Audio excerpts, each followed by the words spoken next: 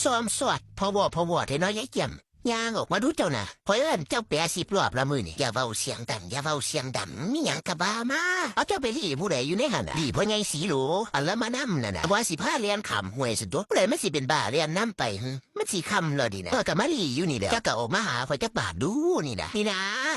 อันนี้มาฝากนี่นะเอามาโลดบ่ต้องเอิ้นดอกไปเจ้าเบิ่งก่อนถ้าเจ้าเห็นนี่เห็นบ่เนี่ยแซ่บเด้อนี่ตอดมาอีก ตัวมาจากไหนตัวหอดไปแล้วบ่เคยบ้านไม่ดีหลายแล้วเจ้าคิดว่าจะวิปัญญาจะกระยางออกมากินที่ไปใส่กูแล้วไปออกมองประตูกูแล้ว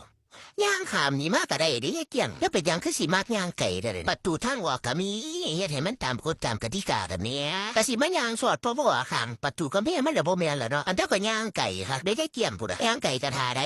ขนมดำบ่พอตอนนี่แหละสิบ่ตกถึงท้องดอกนะที่เอิ้นทิ่มเป็นยังว่าบ่ได้อยู่หั่นน่ะเสียเวลาย่างอ้อมตั้งไก่เด้นี่นะกินไหนก็ได้อันว่าซั่นน่ะบ่ได้ขาดตกเรื่องกินน่ะนะกินไง